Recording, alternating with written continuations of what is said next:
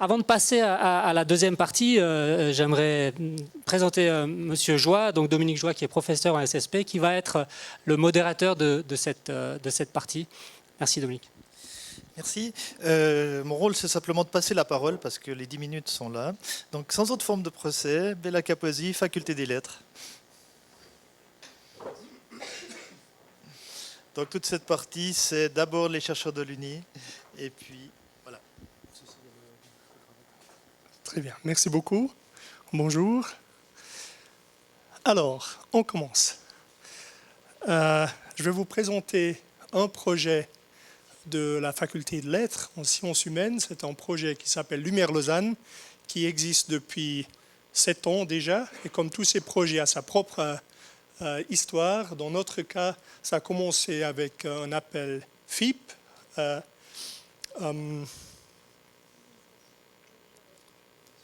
Voilà, innovation, le F m'échappe. Un fonds d'innovation pédagogique, voilà. Alors ça a commencé petit dans le cadre d'un projet pédagogique, développer un outil pour l'enseignement. Dans ce cadre, c'était pour apprendre aux étudiants de comment est-ce qu'on remplit des fiches bibliographiques, biographiques, et comment, idéalement, dans un futur, on s'imaginait, comment est-ce qu'on peut leur apprendre à transcrire des manuscrits du XVIIIe siècle avec un éditeur numérique qu'on souhaitait développer nous-mêmes, où on pouvait indiquer très clairement s'il y a des bifures, s'il y a des mots qui étaient agglutinés, etc. Alors, on a développé ça dans cette base de données, comme vous voyez aujourd'hui. C'est une base de données en plateforme, que moi je préfère l'appeler, qui a pris une certaine ampleur et qui est actuellement un des plus grands projets en faculté des lettres, qui reste néanmoins assez fragile au niveau du financement. Au niveau de la pérennisation, c'est une base en MySQL. On est en train de la transformer dans une base de données RDF, relationnelle. Et elle reste fragile au niveau des personnes engagées pour saisir les données, travailler sur cette base de données aussi au niveau du développement. Mais ça nous a permis, juste quelques indications. Alors actuellement, on a plus que 6000 fiches bibliographiques, plus que 130 fiches biographiques, 900 transcriptions, beaucoup sont déjà publiées en standard scientifique. Ça veut dire qu'on les contrôle normalement 2-3 fois.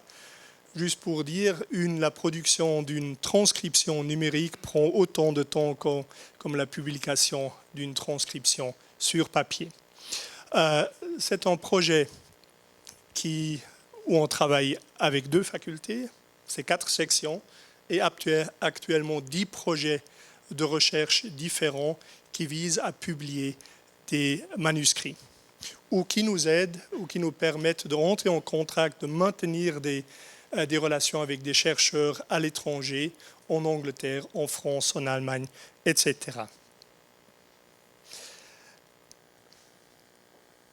Alors c'est une plateforme qui nous a permis à développer un certain nombre d'outils, surtout de réfléchir par rapport à un certain nombre de défis dont je vais vous parler tout à l'heure, dans les quelques minutes qui me restent, qui peuvent être intéressants aussi pour d'autres projets, me semble-t-il.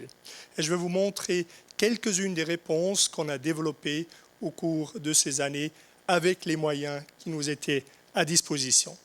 Alors c'est une plateforme interdisciplinaire. Je dirais que c'est un outil pédagogique aussi, ça c'était le but principal. Très vite, ça s'est transformé aussi dans un outil de recherche. On a essayé de créer un environnement qui pourrait être attirant pour nos chercheurs, nos mémorants ou nos doctorants. Et actuellement, nous avons plusieurs mémorants et doctorants qui l'utilisent activement et qui font leur travail ou une partie de leur travail directement en lien avec Lumière Lausanne. Et ensuite, et ça c'est venu un peu plus tard, on l'a développé aussi dans un outil qui permet la publication scientifique, non seulement des textes, les transcriptions, où on peut switcher entre une version diplomatique, alors on saisit toutes les fautes qui se trouvent dans le texte vers une version éditée, mais ça nous permet aussi aux étudiants, mémorants, de publier, le cas échéant, leur mémoire, de publier des articles en lien avec la thématique. On publie des vidéos, des conférences. Par rapport aux défis, et ça c'est mon point aujourd'hui, j'aimerais bien relever 3 défis auxquels on a réfléchi ces derniers temps, ou dès le début. J'aimerais bien vous montrer les réponses que nous avons développées. Contrôler l'accès aux données, c'est très important, évidemment, pour tout le monde qui travaille avec des données numériques, mais ça, c'est particulièrement important pour nous, comme organisateurs responsables de la plateforme, mais également pour les utilisateurs qui introduisent ou qui font des saisies de données, qui introduisent des textes, qui commencent à transcrire des textes et qui n'aimeraient pas les partager avant qu'elles soient finies ou avant que le mémoire ou le livre soit publié. Assurer la qualité des saisies, ça c'est un problème que tout le monde connaît, surtout si on veut animer ou encourager les étudiants à participer déjà au niveau bachelor. Qui peut contrôler que ce qui est introduit dans la base de données correspond aux standards de qualité définis au début. Et finalement aussi très important, dans la mesure que c'est un projet où on ne travaille pas avec des gens qui sont engagés pour Lumière Lausanne, mais peut-être 10% sur un cahier des charges, sinon surtout des mémorants, des doctorants. Comment est-ce qu'on peut les encourager? Comment est-ce qu'on peut encourager des collaborateurs à l'étranger de participer avec nous? Par rapport au contrôle à l'accès des données, on a commencé avec ce que vous voyez à droite et ça nous permet, on le maintient toujours, surtout pour inscrire les collaborateurs venant de l'étranger. Sinon, on a trouvé la solution d'avoir un login directement via Switch AAI qui permet à tous les étudiants de Lausanne et ailleurs d'utiliser leur nom et mot de passe pour se connecter, automatiquement créer leur propre compte et un workspace sur Lumière Lausanne. Un problème, c'est évidemment ici, c'était de décider comment est-ce qu'on rend accessible ou comment est-ce qu'on contrôle l'accès aux sources secondaires qui sont souvent sur copyright. On connaît la solution de Moodle et on a essayé de trouver quelque chose de similaire. C'était développé un peu en parallèle à Moodle, que quand nous téléchargeons sur le serveur Lumière Lausanne, ici à Lausanne, à l'Université de Lausanne, un document, c'est nous qui décidons qui peut accéder, même qui peut le voir. Et comme ça, on peut le rendre accessible aux membres d'un séminaire, un groupe de travail, ou, comme on l'a déjà fait l'année passée aussi, aux membres d'un colloque qui sont venus, qui voulaient travailler ensemble sur une série de données.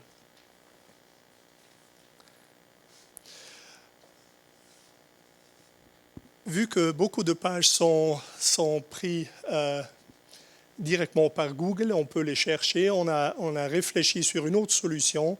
C'est aussi, on voulait assurer que ceux qui n'ont pas accès, comme par exemple, ce sont 2 ouvrages que nous utilisons dans le cadre des enseignements, mais que nous ne pouvons pas mettre à disposition de tout le monde. Alors, ils sont tout simplement, si vous n'avez pas le bon niveau d'accès, ces liens sont tout simplement pas visibles. Vous verrez rien du tout. Alors là, vous voyez même pas que quelque chose qui manque, que vous pourrez accéder si vous n'êtes pas doctorant ou si vous ne faisiez pas partie d'un groupe qui a droit à utiliser ces données. Finalement, nous avons un système de plus facile. Disons, avec différents groupes de ranking, étudiants, chercheurs, doctorants, assistants, ça nous permet de libérer en bloc des données et les attribuer à certains niveaux d'utilisateurs. Finalement, deuxième point, assurer la qualité des saisies.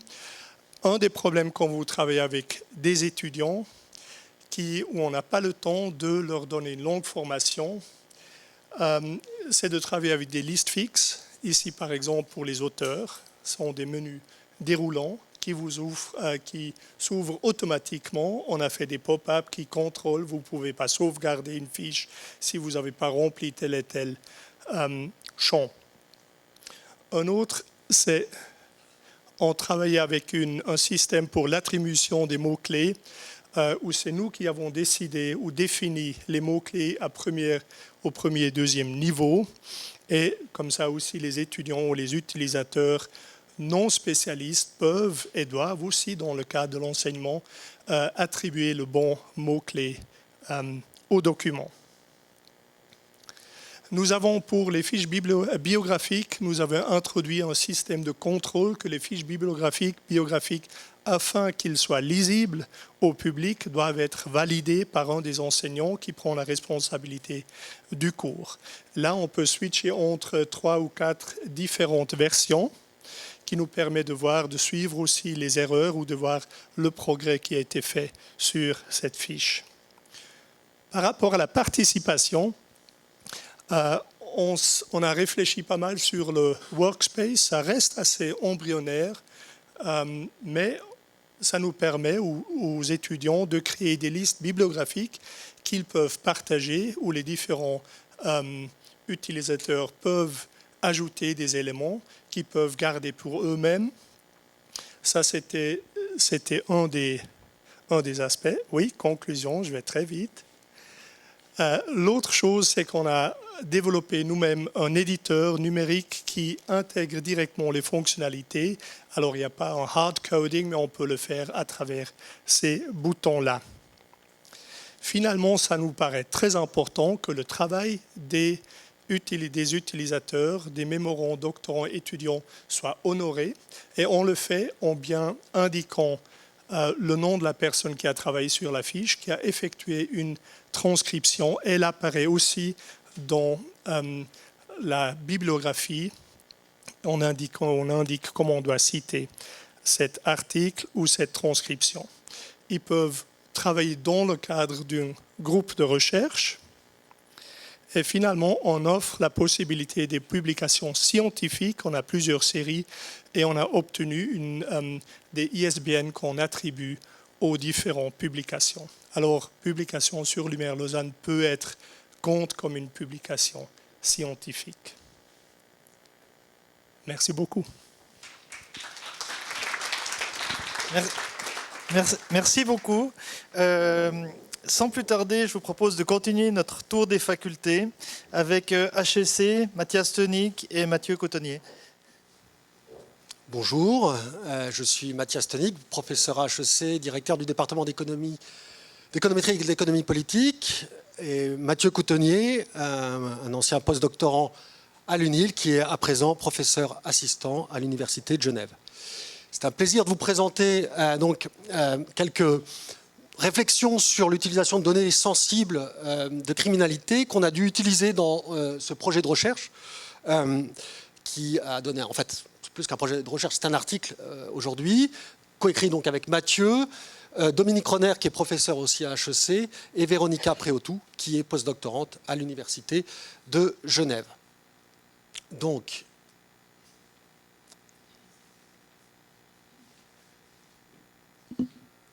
voilà. Alors, je vais brièvement vous présenter un peu le sujet de recherche et les résultats qu'on obtient. Après, je vais vous présenter et ce faisant, je vous expliquerai les données qu'on utilise. Et ensuite, Mathieu fera un retour d'expérience sur les enjeux liés à la collecte de ces données et peut-être avancera quelques pistes de réflexion sur une manière d'améliorer les process dans cette collecte. Alors, la question de recherche, donc le point de départ de cette étude, nous sommes des économistes qui sommes intéressés en les questions de conflictualité, de guerre civile et de politique de pacification à mettre en œuvre dans des contextes conflictuels. Or, on sait en économie du développement qu'un enjeu important pour les instances nationales et internationales lorsqu'elles veulent pacifier des zones de conflit, un enjeu important est relié à la persistance des conflits, à leur récurrence, au fait que à la reproduction de la violence dans le temps. Et échapper à la trappe à conflit, c'est-à-dire au cercle vicieux entre violence, guerre d'une part et pauvreté d'autre part, est un enjeu majeur pour les organisations internationales, Banque mondiale en tête. Et donc ce qu'on essaie de comprendre dans cette étude, c'est les canaux de persistance de la violence au niveau individuel. Pourquoi certains individus, lorsqu'ils ont été exposés à la guerre, à un contexte conflictuel, vont avoir tendance à reproduire dans le futur des comportements violents. Donc la question de recherche qu'on pose ici, c'est est-ce que les individus exposés à des guerres deviennent plus violents, avec une idée de transformation. Et il se trouve que c'est une question évidemment très importante, mais à laquelle il est difficile de répondre scientifiquement. Pour la raison très simple, c'est qu'il est très difficile, les individus restant en général dans le contexte où ils ont été exposés initialement à la violence et à la guerre, eh bien, il est très difficile de désenchevêtrer les facteurs contextuels tels que la persistance d'institutions de mauvaise qualité, la présence de ressources naturelles, des tensions ethniques, de canaux de perpétuation de la violence au niveau individuel.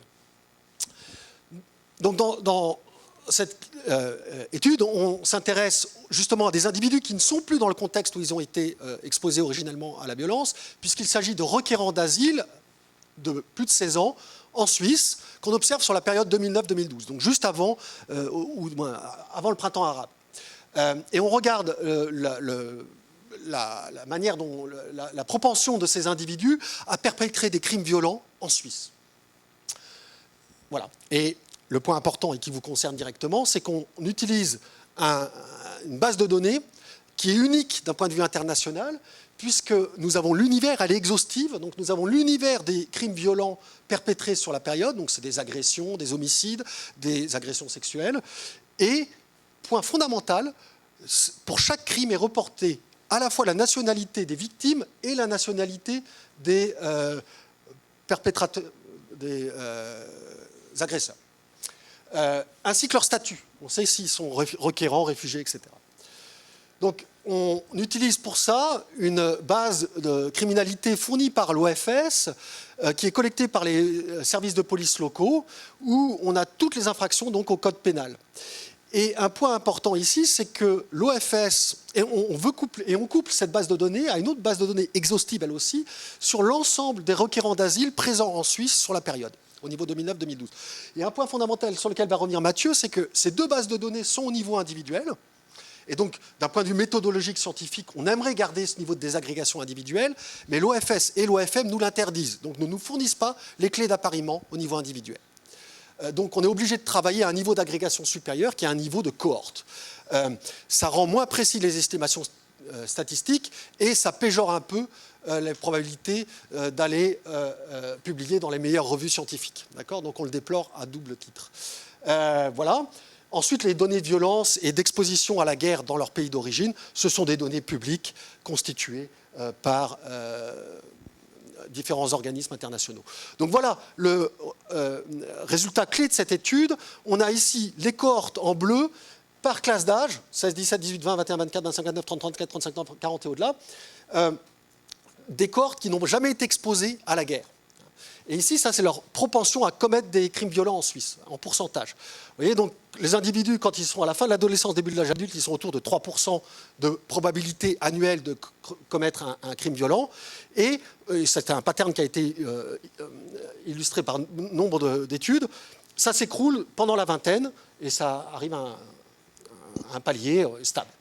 En revanche, si on reporte la même statistique pour les cohortes de requérants d'asile qui ont été exposés à une guerre civile dans leur enfance, c'est-à-dire entre l'âge de 1 et 12 ans, dans leur pays d'origine, voilà la courbe de crime-âge que vous observez au cours du cycle de vie. Et vous voyez que ces individus restent violents beaucoup plus longtemps, avec un différentiel de violence très important qui est de l'ordre de 40%. Donc les individus exposés à la guerre civile dans leur enfance sont 40% plus violents lorsqu'ils arrivent en Suisse que les individus qui n'ont pas été exposés. On fait beaucoup plus dans le papier, mais voilà le cœur du résultat. Et maintenant, je laisse la parole à Mathieu. Ok, merci beaucoup.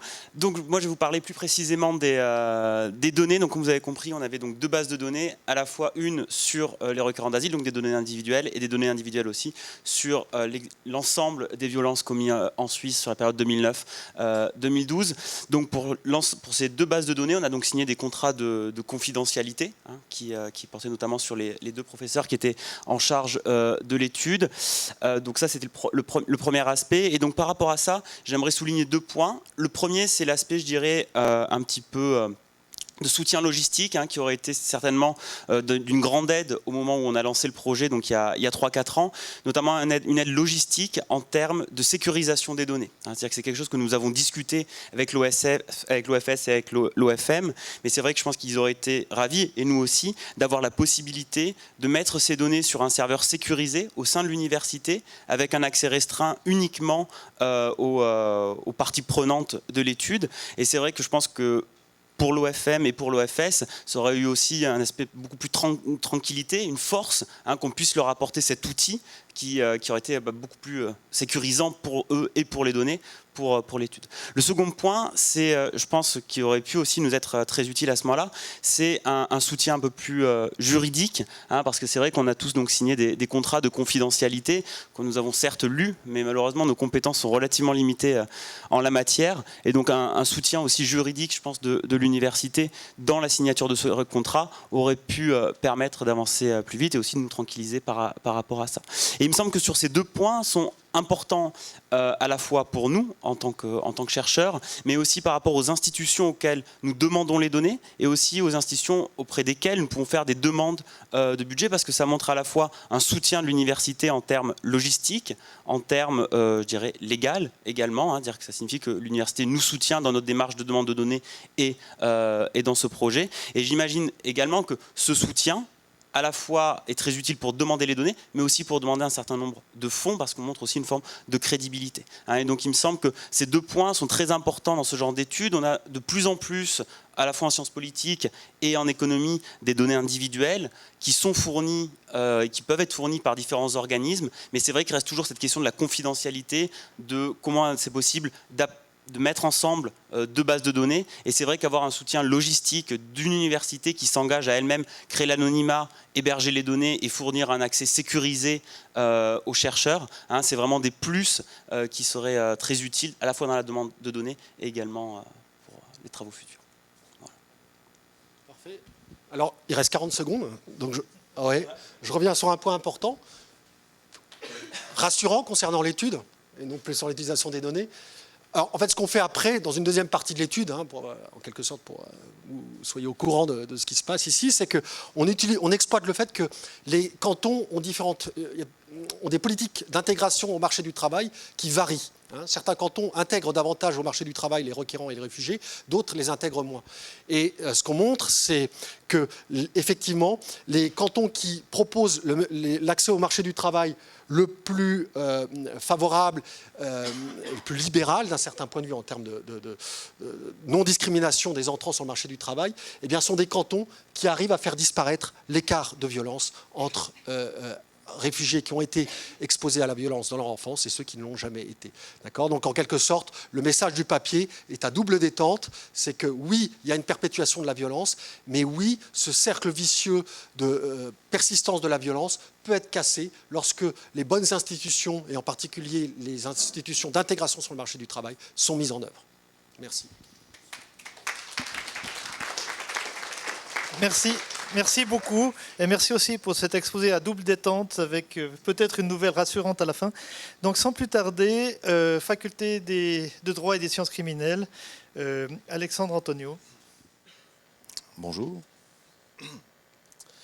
Je vais vous parler d'un projet de recherche effectué à l'école des sciences criminelles ici à l'Université de Lausanne qui visait à établir un modèle statistique pour l'interprétation des comparaisons traces, empreintes digitales. Pour juste un petit peu introduire le sujet, donc l'empreinte digitale, voilà ce que c'est. Sur une empreinte digitale, on a plusieurs niveaux d'information qu'on peut retrouver. Tout d'abord, le dessin général qui est créé par le flux des crêtes papillaires. Puis, si vous allez plus en détail, vous allez, en regardant ces crêtes, voir qu'elles ont des petits accidents de parcours qu'on nomme des bifurcations, des arrêts de ligne, qui sont des caractéristiques intéressantes qu'on appelle les minuties. Puis, si vous allez encore plus en détail, vous pouvez voir que sur les crêtes, vous avez encore de l'information qui est représentée ici par les pores qu'on peut observer, qui sont les orifices sudoripares qu'on a sur les surfaces palmaires et plantaires. Ce qui nous intéresse dans le domaine là, des empreintes digitales, c'est finalement la comparaison entre une trace à gauche et une empreinte de référence à droite, où on voit que, on n'est pas confronté à la même image d'un côté et de l'autre. On va rechercher des caractéristiques d'intérêt sur la trace, et puis après essayer de retrouver ces caractéristiques d'intérêt sur une empreinte digitale de référence. La question qu'on se pose à ce moment-là, et à laquelle on peut répondre en utilisant un rapport de vraisemblance, un likelihood ratio, c'est un rapport de probabilité finalement. Quelle est la probabilité qu'on a d'observer ces caractéristiques en accord, par exemple entre une trace et une empreinte, si la personne a effectivement laissé cette trace. Ça, c'est des questions d'intra-variabilité. Quand je dépose plusieurs traces, comment est-ce qu'elle va varier, quelle différence on va avoir, divisé par la probabilité d'avoir la même observation, mais si finalement c'est quelqu'un d'autre qui a laissé la trace. Et là, on parle d'intervariabilité, de reproduction de ces caractéristiques dans la population générale. Les données qu'on a utilisées dans ce projet sont diverses. Dans un premier temps, on avait des empreintes digitales issues de fiches décadactylaires, donc de fiches d'enregistrement d'empreintes digitales. Alors ces données étaient au départ des données sous format papier, un certain volume de cartons et de fiches qu'on a dû numériser pour après pouvoir les stocker de manière informatique. Et puis, une des étapes à laquelle, l'étape de numérisation est assez importante parce qu'on doit faire attention justement au format de données qu'on va utiliser. Est-ce qu'on va utiliser du JPEG, du TIFF, du PSD, du RAW? Quelle résolution on va utiliser pour notre image, le profil colorimétrique, est-ce qu'on veut des images en niveau de gris, en couleur? Toutes ces caractéristiques vont être vraiment importantes pour les étapes d'extraction de caractéristiques de ces données. Dans un deuxième temps, on a utilisé des empreintes distordues de quelques dizaines de volontaires. Donc juste là, c'était le but d'enregistrer les empreintes en demandant aux donneurs de faire des mouvements dans plusieurs sens avec leurs doigts pour, vous voyez que le dessin général varie un petit peu, les positions relatives des caractéristiques varient, et puis ça c'est extrêmement intéressant. Et puis ces empreintes-là étaient enregistrées donc, sur du matériel spécifique et directement stockées sous format informatique. Finalement, on a aussi utilisé des données pour les caractéristiques fines que je vous ai montrées avant, qui étaient les pores sur les crêtes, donc, où on avait besoin d'une résolution nettement plus élevée pour l'extraction de ces caractéristiques, qui s'était faite de manière automatique. Et puis l'enregistrement de ces données, dans ce cas-là, se faisait encore avec du matériel confectionné maison, qui était un appareil photo digital relié à un système d'éclairage particulier pour assurer la visibilité de ces pores. Juste, donc le modèle en lui-même est vraiment basé exclusivement sur les données. On voit dans un premier temps qu'on a vraiment l'extraction des caractéristiques à partir de ces images d'empreintes digitales, qui soient les positions des minuties en position XY avec des angles, des positions de pores, des régions d'empreintes digitales, de nombre de crêtes séparant des minuties. Et puis, toutes ces données acquises permettent également de faire des simulations de cas, c'est-à-dire on va générer des traces à partir des empreintes qu'on a acquises et effectuer des comparaisons pour lesquelles on connaît la vérité, on sait qu'on est en train de comparer deux choses qui viennent de la même source versus d'autres cas où on compare des choses qui proviennent de sources différentes, obtenir des scores et puis finalement pouvoir montrer quelles sont les limites du modèle avec ces taux de faux positifs et de faux négatifs.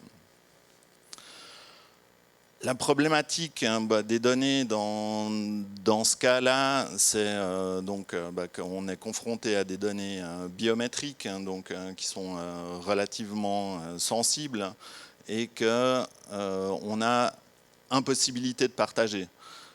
C'est une des problématiques. On peut nous reprocher, effectivement, ça nous est arrivé d'avoir des commentaires comme on ne peut pas reproduire vos résultats parce qu'il faudrait donner accès aux données. Malheureusement, ça, on ne peut pas les partager. Et puis la problématique aussi de l'obtention, c'est que c'est juste pas forcément facile de trouver un certain nombre, plusieurs dizaines, centaines de volontaires qui sont d'accord de donner leurs empreintes digitales dans des conditions strictes pour lesquelles on leur assure une anonymisation des données, un retrait de leurs données au moment où ils le veulent, un non-partage justement de ces données, de ne pas rechercher dans des bases de données biométriques, plusieurs conditions cadres qu'on fixe lors de l'accord avec les donneurs. Et puis donc, une des problématiques, c'est l'anonymisation des données. Donc, ce qu'on cherche à faire, c'est donc donner un identifiant au donneur pour justement éviter qu'on puisse revenir directement des empreintes à la personne qui nous a donné la donnée, donc de remonter juste à un code. Mais après, donc, il faut voir que à partir des données qu'on nous a fournies, on va pouvoir extraire un grand nombre de caractéristiques qui sont les minuties, les pores, les pseudotraces, les distorsions et j'en passe. Donc énormément de données. Et puis, toujours en gardant à l'esprit qu'à un moment, la personne, elle peut vous dire, une année après le début du projet, ou même 3 à 4 ans après qu'il soit fini, je veux retirer mes données et je veux plus que vous ayez accès à tout ça. Donc, vous pouvez retirer les images que vous avez acquises sur le moment, mais il faut garder à l'esprit que vous devez aussi retirer toutes les données que vous avez créées à partir de ce jeu d'origine. Et puis que si vous n'avez pas une structure qui est assez stricte, ça va être difficile de retrouver 2-3 ans après quelles sont toutes les données que vous avez créées à partir du jeu de ce donneur-là. Et puis finalement, donc, parler de deux autres problématiques qui sont le stockage et la sécurisation des données. Donc c'est des données qu'on est obligé de sécuriser. Donc là, on se trouve avec des données aussi bien physiques au départ, parce qu'on a toutes ces fiches qu'on doit garder. Donc au fur et à mesure des projets, ça commence à prendre une place assez importante. Et puis donc on se trouve aussi sur des ordinateurs qui sont au réseau, connectés en réseau, dont on peut limiter l'accès. Mais donc il faut faire vraiment attention à ça. Et puis finalement, la question de l'archivage, quand vous avez effectivement des téraoctets d'images, quand le projet est fini et que vous ne travaillez plus dessus directement, sur quoi vous allez les archiver. Alors on a eu plusieurs expériences malheureuses il y a 10-15 ans sur des CD-ROM qu'après vous n'arrivez plus à relire. Puis des disques durs externes que vous rallumez 5 ans après, et puis l'alimentation est morte et votre disque dur aussi. Et puis la dernière problématique, qui est la version de vos données où vous avez extrait il y a 5 ans des caractéristiques d'empreintes digitales à l'aide d'un logiciel, vous voulez les rouvrir. Et puis, 5 ans après, l'OS que vous utilisez n'est plus compatible avec la version que vous aviez utilisée pour extraire les caractéristiques, ou le nouveau logiciel qui extrait les caractéristiques n'est plus compatible avec les anciennes données. Enfin, voilà. Merci. Merci beaucoup. Effectivement, toutes ces aventures qui peuvent arriver dans les données. Je passe sans doute la parole à Pierre-Yves Brand de la faculté de théologie et des sciences des religions. À toi. Alors bonjour, je vais vous parler d'un projet qui est financé par le Fonds national. J'ai vu que ça a sauté là-dessus, mais il porte le numéro CR11-1, enfin I majuscule 1-15-63-83 si vous voulez le retrouver. Voilà, donc c'est un projet qui parle de dessin de Dieu. La méthode de récolte de dessins pour étudier les représentations de Dieu est une méthode qui a l'avantage d'être multiculturelle très facilement parce que vous n'avez pas besoin de traduire les dessins d'une langue dans une autre. Et donc, elle permet d'étudier des représentations en contexte culturel variés. Et vous allez voir que nous avons des données qui viennent de différentes régions du monde. Bon, c'est une activité complexe parce que c'est à la fois la tentative de représenter quelque chose qu'on ne sait pas représenter, donc c'est un problème un peu impossible. C'est comme si je vous demande de représenter l'infini ou l'espérance ou l'amour. Donc il faut utiliser des codes qui appartiennent au contexte culturel dans lequel vous vous trouvez. Et puis c'est la maîtrise au fond à la fois de ces codes et puis d'un développement cognitif suffisant pour pouvoir comprendre ce que peut représenter le concept de Dieu qui sont retranscrits dans une activité graphique. Alors la tâche, elle est simple. On demande à l'enfant, est-ce que vous avez déjà entendu le mot Dieu? Alors ça prend différentes formes suivant la langue. C'est Bor en russe, ça va être Kami au Japon, ça va être God si on est aux États-Unis. On demande aux enfants, alors en général ils ont entendu le mot, et puis avant qu'ils expliquent quelque chose, on leur dit de fermer les yeux, d'imaginer ce qu'ils voudraient faire, et puis de le transcrire sous la forme d'un dessin. Alors, une première étude qui avait été faite en 1944 par Harms et qui avait distingué différents stades en utilisant une conception développementale typique de l'époque inspirée par Piaget. Il y a d'autres études, beaucoup, mais une qui je trouve assez intéressante qui avait été faite en 96 en Allemagne, juste après la chute du mur. Alors 96 c'est la publication, mais 89 c'était la récolte des données, juste après la chute du mur, à l'est et à l'ouest. À l'ouest où il n'y avait pas d'éducation religieuse à l'école, et puis à l'est où il n'y avait pas d'éducation religieuse à l'école, à l'ouest où il y en avait, avec une grande différence quant à la proportion de représentation anthropomorphique dans les dessins. Ce n'est pas là où il y a une éducation religieuse qu'il y en avait le plus, mais le contraire, là où il n'y avait pas d'éducation religieuse. Hein, vous voyez, avec à 16 ans encore 76% de représentation anthropomorphique à Leipzig et plus que 21% à 16 ans à Heidenheim, en Allemagne de l'Ouest, alors qu'on était dans les mêmes proportions à 7 ans.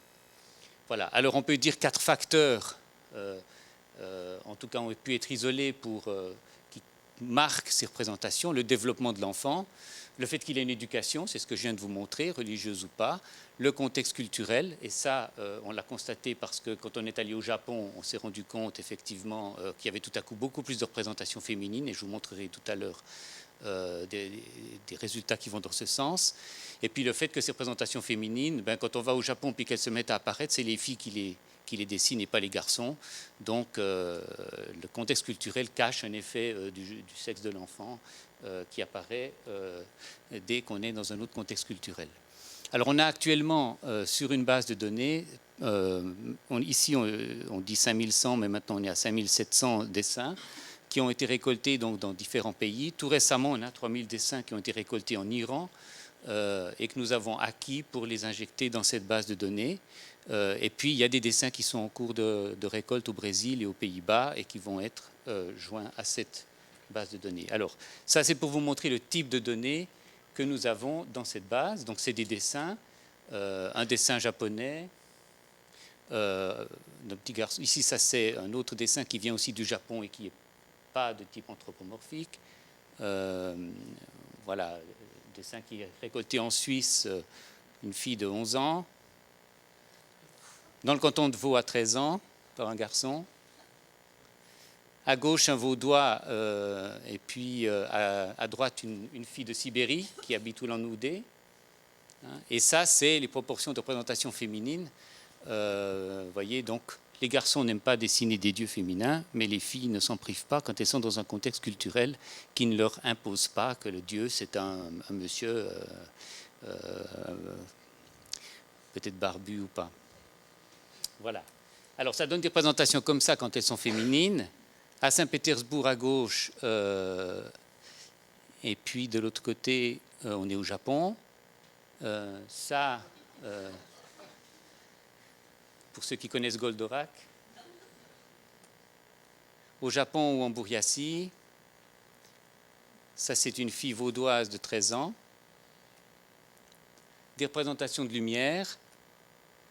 Voilà. Alors ça donne une base de données en ligne, parce que au fond l'idée c'était, quand vous faites des recherches, vous lisez des articles, puis vous ne voyez pas les données sur lesquelles les gens ont travaillé. Et ça c'était l'origine de cette base, c'est de se dire, pour au fond comprendre de quoi il s'agit, il faut que j'aille récolter des dessins.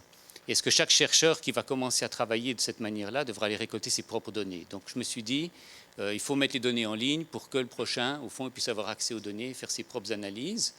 Et donc on a créé une base de données avec l'aide de Yannick Meyer, qui est ici, à l'époque en FileMaker Pro, maintenant qui se trouve transcrite en MySQL et qui est en voie de probablement de migration pour aller dans Salsa en RDF. Elle a le lien ddd.unil.ch, donc tout le monde peut y avoir accès tout simplement. Elle stocke les dessins et elle permet leur consultation, mais de manière non accessible, de manière directe, et pour ça il faut un username. On pourra avoir accès aussi à la description du dessin par l'enfant qui est au recto, et puis à sa réponse à un questionnaire qui est aussi sous forme d'une image. Et alors, voilà, vous avez ça, c'est à quoi ressemble la page d'accès. Elle peut être en français ou en anglais. Vous avez en haut, quand vous cliquez sur Drawings en anglais ou dessin, les types de recherches que vous pouvez faire. Vous pouvez faire des recherches par pays, des recherches par institution, par sexe, par âge, etc. Et ça vous sort une certaine quantité de dessins. Alors tout le problème, c'est ces données, on aimerait pouvoir faire des requêtes pour les consulter d'une manière qui soit évolutive en fonction des nouvelles questions de recherche qui vont se poser. Et ça, c'est un premier problème auquel on se confronte, parce qu'on nous dit, bon, une base de données, vous faites un modèle de base, et puis une fois que vous avez fait votre modèle de base, si vous avez des nouvelles questions, il faut recommencer votre modèle de base. Donc, voilà. Pour l'instant, le problème dans lequel on se trouve, c'est qu'on a envie de pérenniser l'accès à ces données. On est en discussion avec Salsa, le projet qui a été choisi par l'Université de Lausanne en collaboration avec Bâle et Berne pour la pérennisation des bases de données en sciences humaines. Il va falloir les faire migrer dans un autre système. L'idée, c'est que c'est un fonds national qui est pour 3 ans, mais ensuite, on aimerait bien que ça puisse durer. Donc, il faut essayer de les mettre dans un endroit où elles sont encore accessibles. Surtout qu'avec l'Iran, quand on a obtenu les données, on s'est engagé à pouvoir les mettre à disposition pendant 10 ans en ligne. Donc, il faut bien qu'on trouve un système qui le permet. L'étape, alors on est en train de construire un nouveau modèle de base de données. Et puis, à un certain moment, construire le modèle de base, c'est une chose. Et puis, il faut quelqu'un ensuite qui fasse ce travail. Et ça, c'est un deuxième problème. C'est quand vous allez au Fonds national, ils aiment bien financer la recherche, puis ils n'aiment pas financer les ingénieurs. Donc, qui finance l'ingénieur qui construit le support informatique qui vous permet de travailler sur vos données? Et ça, c'est un nombre de discussions qu'on a avec la mise en place d'une plateforme UNIL EPFL pour effectivement bénéficier d'un soutien qui permet de travailler sur ces données. Et puis, au fond, on ne fait pas que de mettre à disposition des données de départ, mais on travaille sur ces données, on les annote. Alors, je ne vous ai pas montré toute la construction d'un outil d'annotation et puis les dossiers CSV qui sortent de là. Mais au fond, il y a bien un moment où on aimerait pouvoir stocker aussi ces données sur la base. On travaille avec les PFL pour faire des analyses automatiques d'images. Ça donne des résultats, des calculs, par exemple le centre de gravité de l'image ou une palette de couleurs. Et ça aussi, on aimerait pouvoir mettre ces données à quelque part et ensuite faire des requêtes sur l'ensemble avec à plat des données brutes, des métadonnées qui sont le sexe, l'âge, je ne sais pas quoi, plus les résultats de ces annotations, plus le résultat des annotations automatiques, et que la base de données soit évolutive. Et ça, c'est le all-in-one que j'espère. Et puis je me rends compte, et c'est ce qu'on me dit à chaque étape, qu'on est un peu trop en avance par rapport à ce qui se fait et qu'on a tendance à être le cobaye qui essuie les plâtres. Donc voilà, je me dis que qu'en venant dans une journée comme ça, on sera peut-être plusieurs ensemble à avoir les mêmes problèmes et que ça convaincra les instances de l'université de construire des données coordonnées ou des moyens coordonnés, des outils coordonnés pour la gestion de nos données. Merci.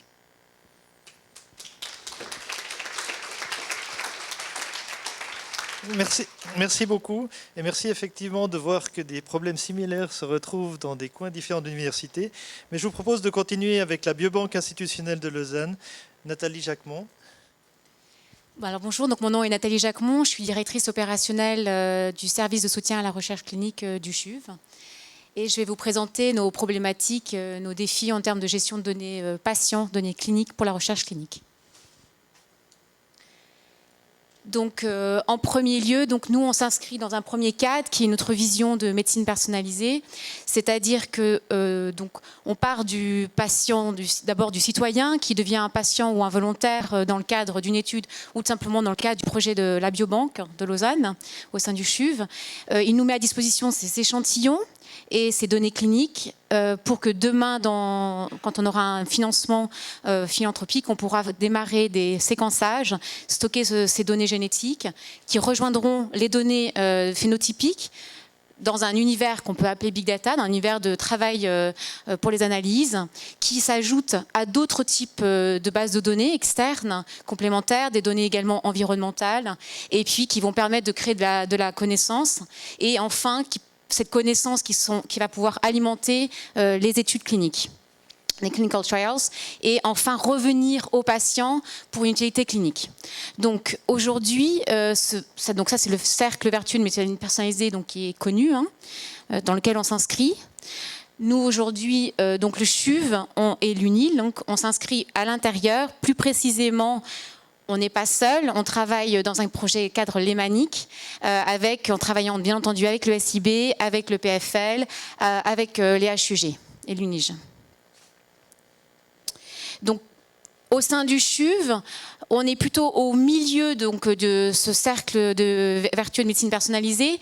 On est une entité donc, qu'on appelle maintenant un service. Au démarrage, il y a 4 ans, c'était un projet. Puis ensuite, on a donc, une série de financements. Puis maintenant, on a été donc, pérennisé depuis donc, 1 an et demi. Et on est 5 entités. 5 entités au sein de ce service. Et donc moi, j'en encadre 3 sur les 5. Donc dans les 5 entités, on a d'abord une unité qui s'appelle le consentement général, qui est donc là, qui va aller présenter en fait le consentement aux patients. Ensuite, on a un laboratoire de préanalytique qui va récupérer les échantillons de ces patients. Je ne suis pas dans le... Ah non, ça va, merci. Ensuite, on a donc une équipe ITRC donc, qui récupère et travaille sur les données des patients. Et puis, on a 2 autres unités qui sont des CTU très classiques, pour le coup, comme il y en a dans toutes les universités, tous les hôpitaux universitaires. Donc, un côté réglementaire et un côté investigation clinique. Ça, c'est la première partie. La deuxième partie qui est importante, c'est qu'on s'inscrit donc dans une loi, la loi sur la recherche et l'être humain, donc qui a vraiment été mise en application depuis 2014. Et nous, on est sur la partie ORH de la loi. Donc il y a 2 parties, donc la partie pour les études cliniques puis la partie ORH. Et précisément, donc pour la partie qui nous intéresse aujourd'hui, il y a une partie sur la réalisation des données. Donc tout ce qu'on fait dans ce projet s'inscrit sur cette loi et on est appuyé au sein du CHUV par une unité juridique dans ce cadre. C'est dans ce cadre d'ailleurs qu'a été construit également notre consentement général.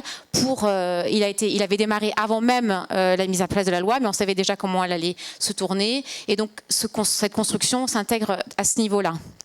Ce consentement général qui maintenant fonctionne vraiment très bien. On a déjà 31 000 patients qui ont été personnellement contactés, à qui on a présenté le projet.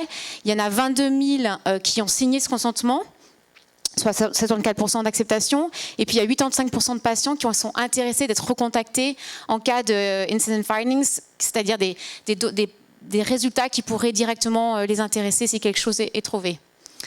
Aujourd'hui, cette biobanque, c'est la plus grande de Suisse, c'est une initiative pionnière, et puis c'est un réservoir exceptionnel d'échantillons.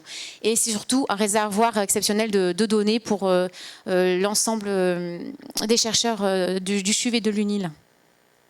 Donc comment ça fonctionne aujourd'hui ce projet, qui n'est plus un projet donc maintenant, qui tourne en fait au quotidien. C'est donc des personnes qui signent le consentement que vous venez de voir, donc des prélèvements de sang, d'autres surplus d'échantillons qui sont aussi possibles, et puis des données non génétiques et des données génétiques ajoutées, qu'on va regarder dans un instant, mais juste que vous voyez. Qu'est-ce qu'on peut faire derrière? C'est d'une part, toutes ces données en fait sont utilisées pour des registres de recherche. Donc aujourd'hui, notre quotidien, c'est de répondre à des demandes de chercheurs qui nous disent, ben voilà, je cherche toute une série de patients qui ont tel type de problématique, tel type de caractéristiques. Donc on crée pour eux, on leur extrait les données, on crée pour des registres de recherche, mais également ils peuvent utiliser les échantillons et demain on pourra avoir des données génétiques associées.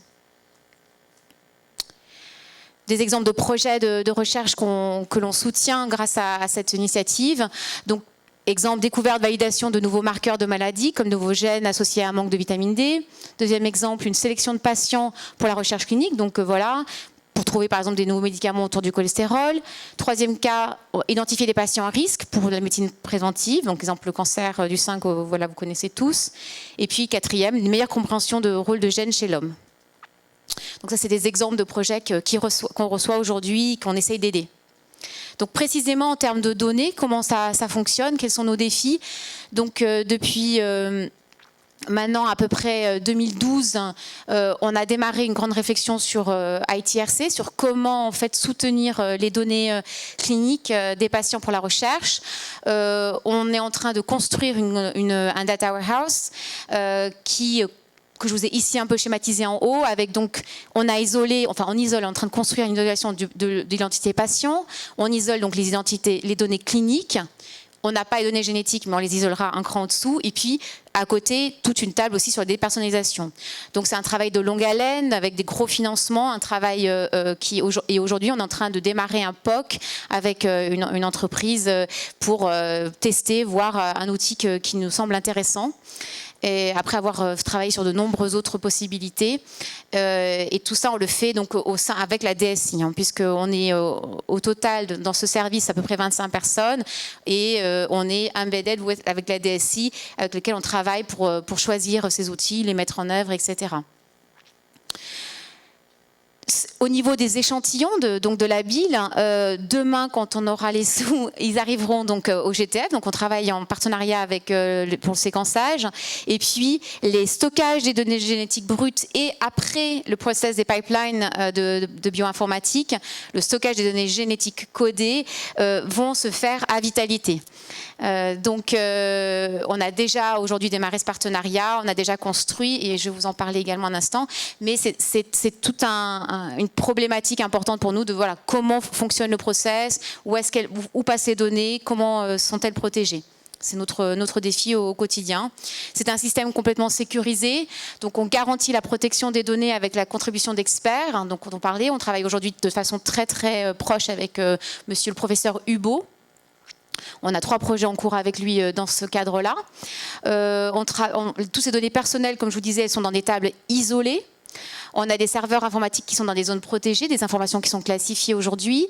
Et puis, les données génétiques, on a décidé de les travailler avec des personnes qui sont compétentes, comme Vitalité, Ioannis Zerarios.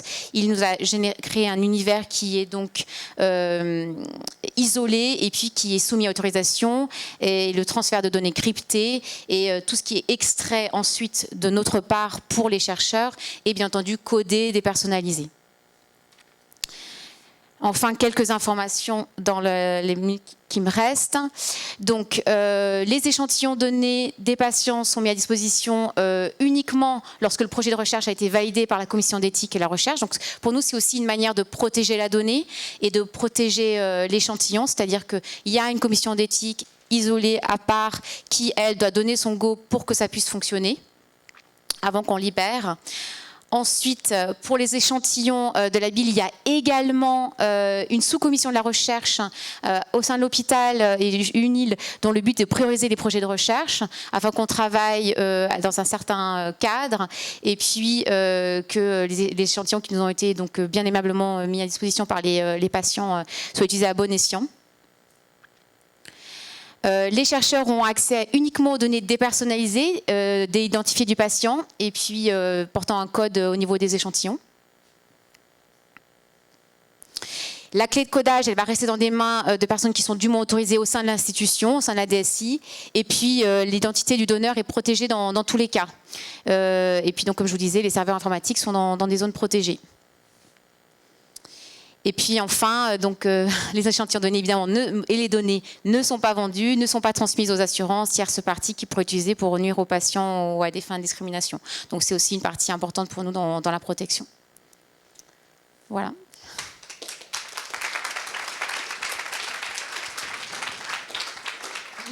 Merci beaucoup.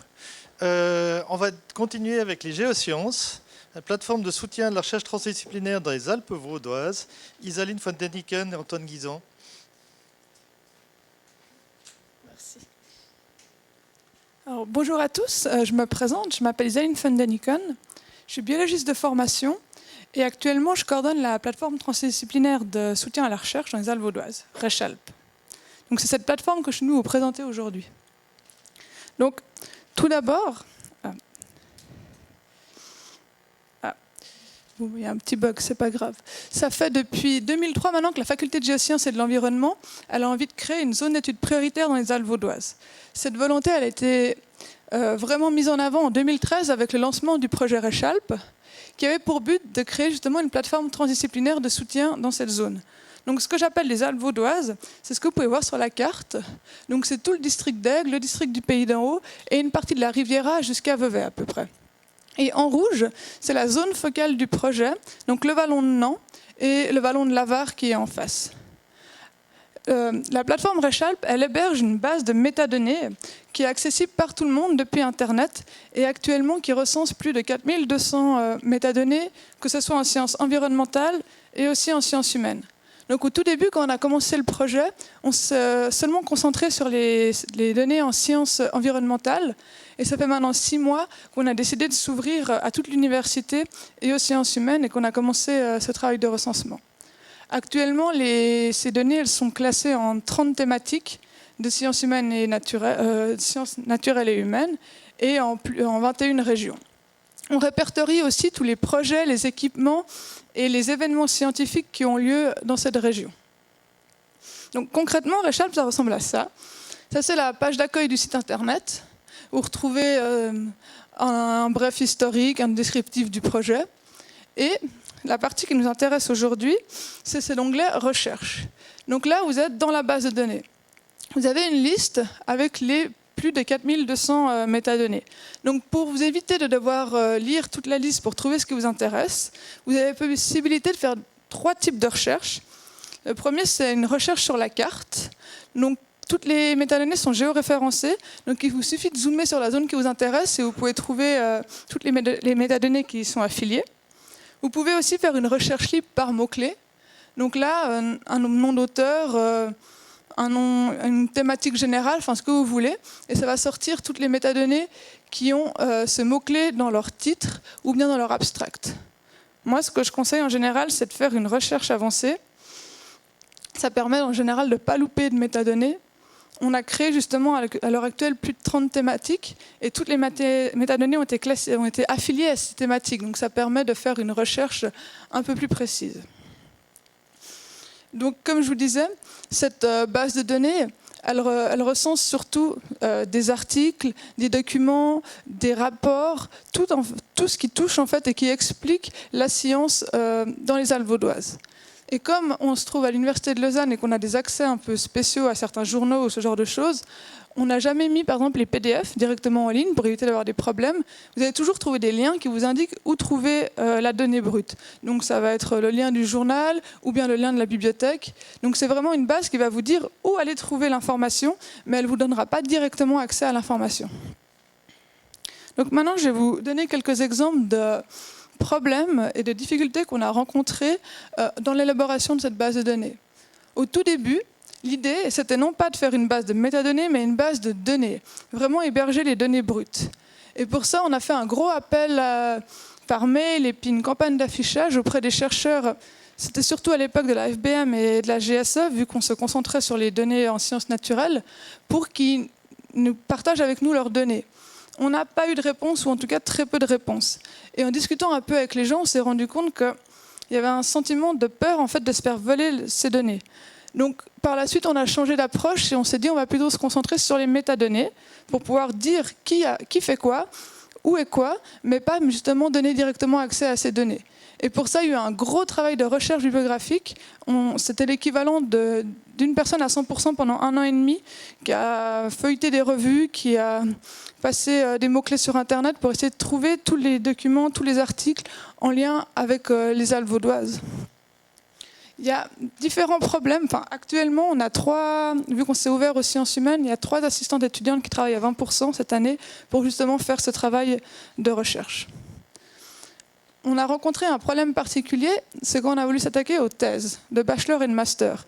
Pour les thèses de doctorat, c'est facile, elles sont toutes à la BCU, il suffit d'aller regarder la liste et on y a accès. Par contre, les thèses de bachelor et de master, c'est considéré comme des examens.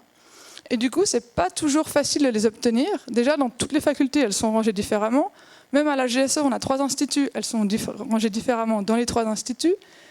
Les professeurs ne sont pas toujours d'accord qu'on les publie parce que selon eux, elles ne sont pas forcément très bonnes.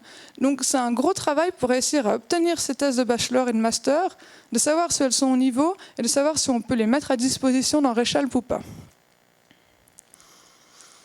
Actuellement, on essaye aussi de recenser les projets qui sont en cours dans les Alpes vaudoises. Donc ça va être un projet de thèse, un projet de master ou bien des plus gros projets. Donc là, de nouveau, on a fait des appels par email pour essayer de savoir qui fait quoi. Et là, à nouveau, on a eu peu ou pas de réponse. Mais cette fois, ce n'est pas que les gens ont peur de nous donner l'information, c'est juste qu'ils pensent que ce qu'ils font, ça ne nous intéresse pas. Parce qu'on a ensuite été rencontrer les chercheurs, et dès qu'on discute avec eux, alors au tout début, ils nous disent « Non, mais moi, j'ai rien pour vous, je ne travaille pas dans les Alpes vaudoises. » Puis dès qu'on explique un peu ce qu'on cherche, ils se rendent compte qu'en fait, si, ils ont quand même un article qui avait un point dans les Alpes vaudoises, ou bien oui, un projet qui pourrait quand même nous intéresser. Donc, il faut vraiment aller à la rencontre du chercheur, lui expliquer concrètement ce qu'on fait, pour qu'il comprenne que oui, ces recherches nous intéressent. Il y a un autre problème un peu plus global qu'on a rencontré, c'est comment juger quelles sont les métadonnées qui sont pertinentes. Comme je vous disais au début, moi je suis biologiste, donc quand il a fallu juger des métadonnées en géologie ou bien en géomorphologie, c'était pas toujours facile, et je vous explique pas maintenant qu'on s'attaque aux sciences humaines. Donc pour ça, on s'est entouré de spécialistes, parce qu'on a des fois des articles qui datent des années 1800, ou bien des articles très généraux, et c'est pas toujours très simple de savoir si scientifiquement parlant c'est pertinent ou pas, et ça mérite d'être dans la base de données. Donc pour ça, on va demander à ces spécialistes de l'université qui travaillent avec nous, et eux, ils peuvent nous aider à répondre à ces questions. Et pour finir, j'aimerais vous parler encore de la déontologie qu'on a élaborée pour protéger les auteurs et les données qui sont dans Rechalp. Donc on s'est basé sur la déontologie d'InfoSpecies. Je ne sais pas si certains qui ne connaissent pas. C'est une grosse base de données en Suisse qui recense toutes les observations de faunistique et fleuristique en Suisse. On a rédigé notre déontologie en collaboration avec le service juridique de l'UNIL et on a classé les données en fait en 2 types.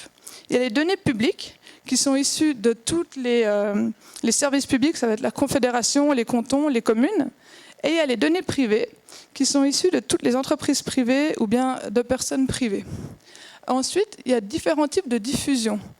Une donnée publique, normalement, elle est toujours censée être diffusable sans restriction, à part pour certaines données sensibles, comme par exemple, avant vous parliez des empreintes digitales, ça rentrerait dans ce contexte. Les données privées, elles sont censées être diffusées avec restriction. Donc là, c'est l'auteur qui va pouvoir choisir s'il veut les diffuser en libre accès, ce qui revient au même que de ne pas avoir de restriction, ou bien si elles sont accessibles sur demande. Donc dans ce cas-là, quelqu'un qui est intéressé par la donnée, elle va nous contacter, nous, Rechalp.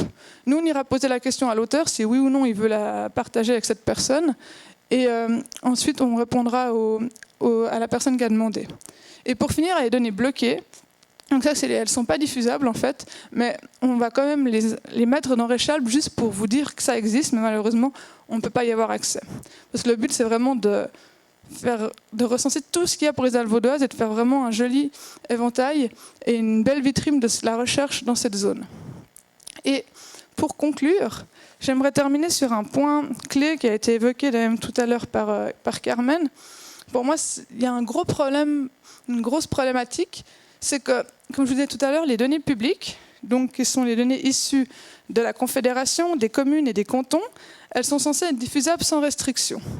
L'université, les projets de l'université en général, c'est pour la plupart du temps financé par les cantons et par la Confédération. Donc théoriquement, toutes les données qui sont issues de ces projets devraient être en libre accès et diffusables. Maintenant, essayer d'aller dire à un chercheur de l'université que ces données elles sont publiques et qu'elles ne lui appartiennent pas, c'est pas forcément évident et on a rencontré pas mal de problèmes avec ça. Enfin non, on n'a jamais été leur dire que leurs données devaient nous appartenir ou devaient être publiées, mais on se rend compte que les gens pensent que leurs données leur appartiennent. Et je pense que c'est un point sur lequel on pourrait réfléchir et essayer d'améliorer à l'avenir à l'université. Donc voilà, je vous remercie.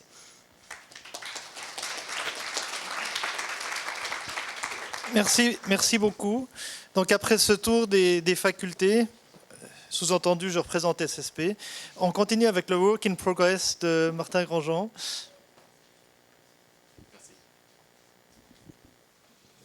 Super.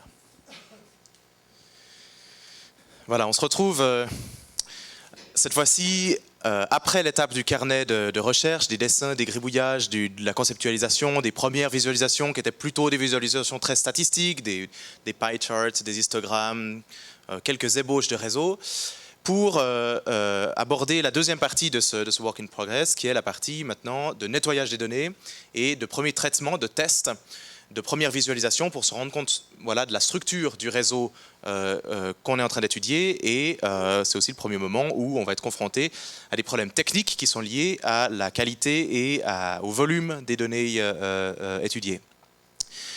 Ici, vous avez un écran de l'application Gephi, qui est un logiciel open source d'analyse et de visualisation de réseau, qui est le logiciel que je vais utiliser aujourd'hui. On retrouve la structure de notre fichier Excel. On a uploadé les deux fichiers dont je vous parlais tout à l'heure, le fichier de personne et le fichier de projet. Ici, on a un fichier de personne qui est... Est-ce que c'est le fichier de personne ici? Oui, en fait, on a tout le monde dans le même fichier, mais disons d'une certaine façon, maintenant, on a la base de données relationnelle qui est réalisée. Avant, on avait les fichiers de la base, mais cette fois-ci, ils sont liés les uns avec les autres. Donc, on a un certain nombre d'identifiants qui sont liés les uns avec les autres.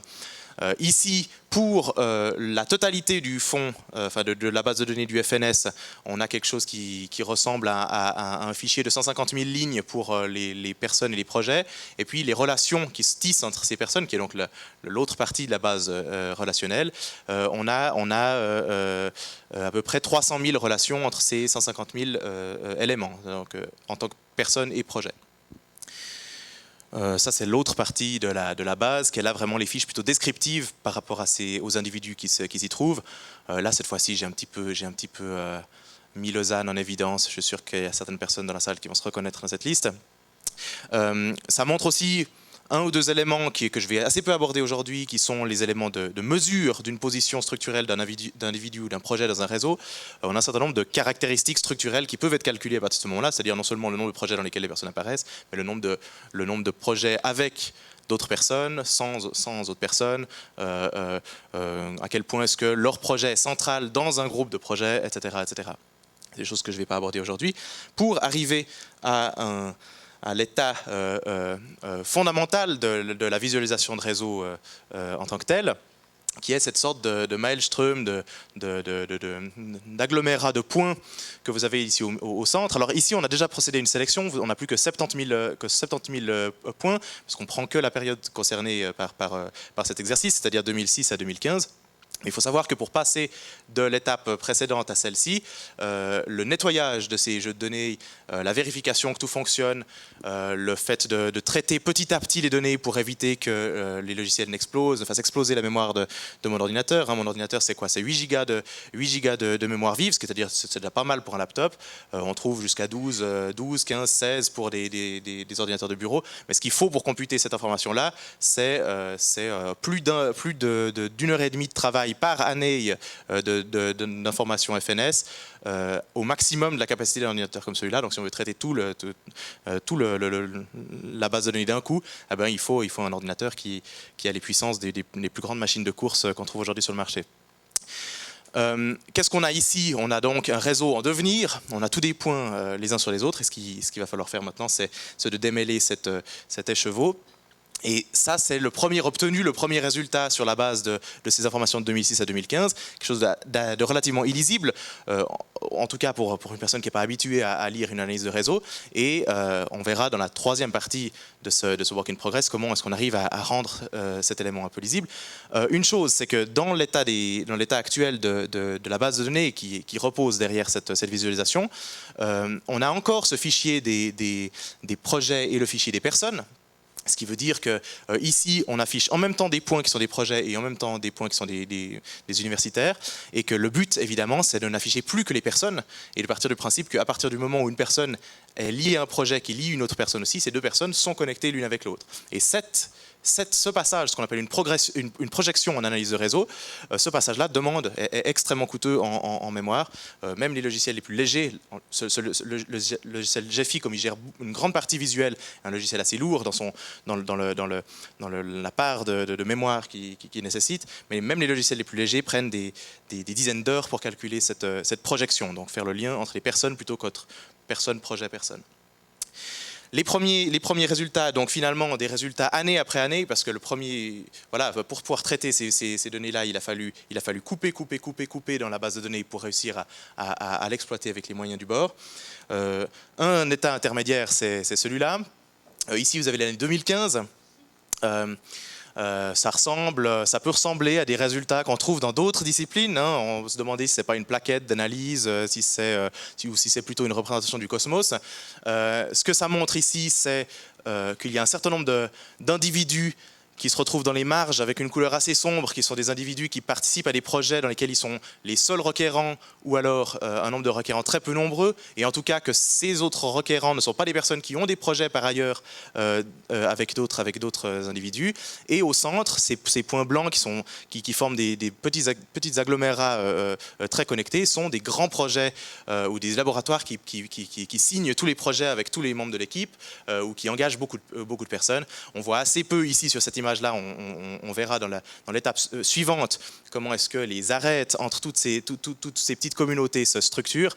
Pour l'instant, c'est plutôt pour vous montrer un exemple intermédiaire, un état intermédiaire de cette visualisation. Et évidemment, on le fait année après année. C'est déjà une information. Enfin là, au niveau visuel, on a quelque chose qui peut paraître joli, qui donne un rendu particulier. Mais ce qui est important, évidemment, c'est l'aspect structurel qui se cache derrière ces éléments-là. Et là, on a les mathématiques qui viennent nous apporter tout un bagage théorique qui nous permet d'analyser la structure de ces réseaux année après année et d'essayer de comprendre ce qui se passe et de la progression de la structuration de certains projets, de certains individus dans un milieu, dans une université. Voilà, on se retrouve tout à l'heure pour la dernière partie qui va être l'apothéose de cette analyse. Merci beaucoup. Merci beaucoup de cette manière de maintenir le suspense jusqu'à la fin de l'après-midi et l'apéro après. On a une pause jusqu'à -20, donc je vous propose de ne pas dépasser ce moment-là. Je pense que tout le monde a bien besoin de la pause, mais il n'est évidemment pas interdit de travailler pendant la pause et de continuer à discuter. Notamment, on a étiqueté tous les intervenants de la journée, donc vous les reconnaîtrez d'une manière ou d'une autre. À tout à l'heure.